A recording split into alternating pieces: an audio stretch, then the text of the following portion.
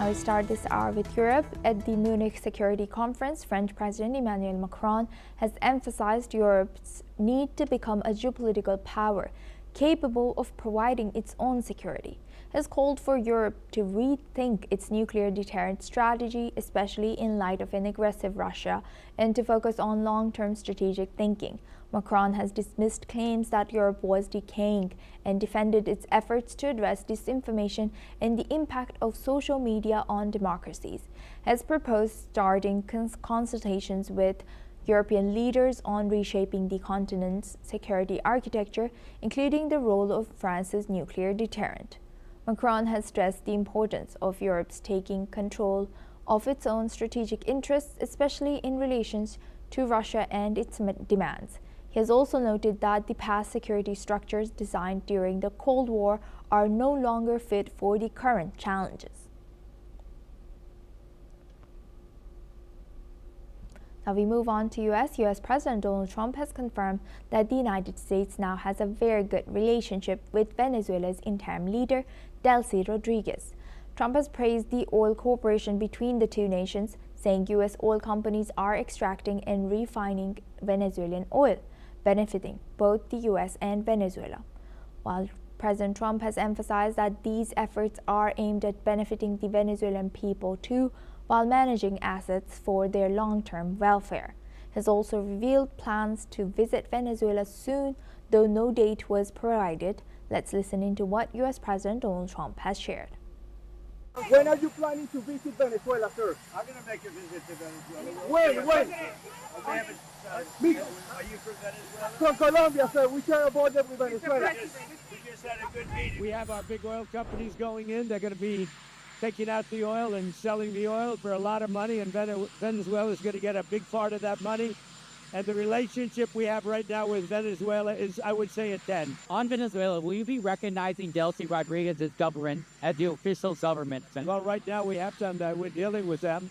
And really, right now, they've done a great job. Delcy's done a very, very good job, and the relationship is strong. The oil is coming out, and a lot of money is being paid to oil by other nations, and we're taking care of it. We're refining it, and we're the only one that has the capability to refine it.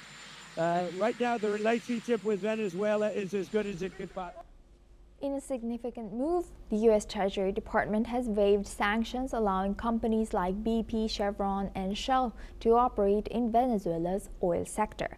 Additionally, over 6 tons of medical supplies were sent to Venezuela as part of the efforts for the country's stabilization and recovery. Now we welcome Ambassador Suresh Goyal. He's a former Indian diplomat, joins us live from New Delhi. Thank you very much, Ambassador Goyal, for joining us again. Good to see you.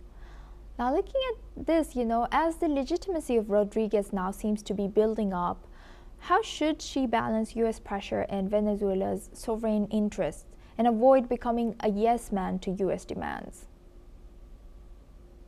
Very difficult question. I think after the action by the USA in Venezuela, removing the former President Maduro and installing, I'm using the word installing rather deliberately because she could not have become president without acquiescence from President Trump. Installing the new president or acting president, whichever way you want to put it, in Venezuela.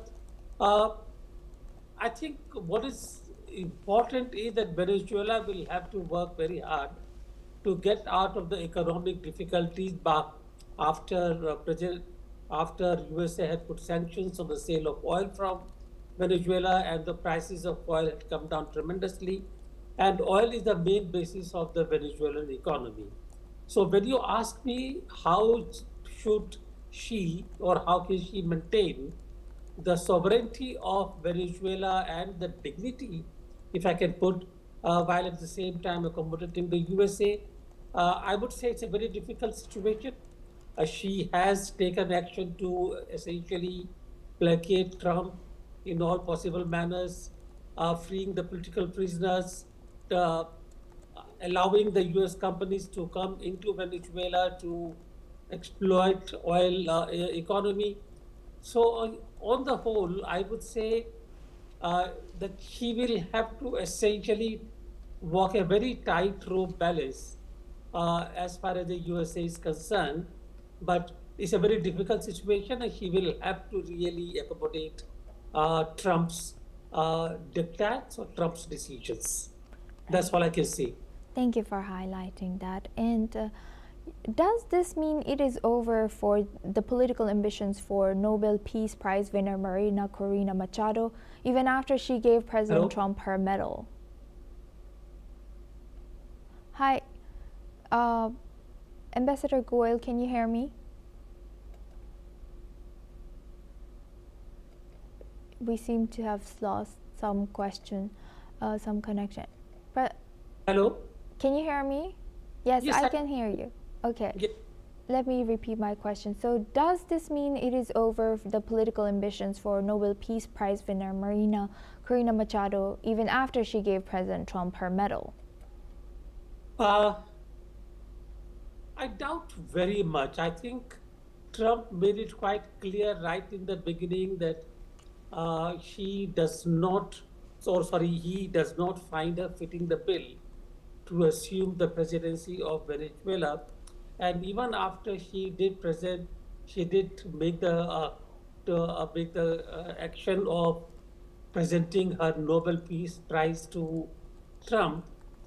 I think Trump knows very well that ultimately, for having the power stability in Venezuela and a functioning government, the former deputy president is much more capable than Machado, who does not have any experience of the government. So I think for the time being, it is going to be the current acting president and not Machado. Thank you very much, Mr. Ambassador Goyal, for sharing that insight. Please stay with us as we come back to you. Now, moving on, an Indian man accused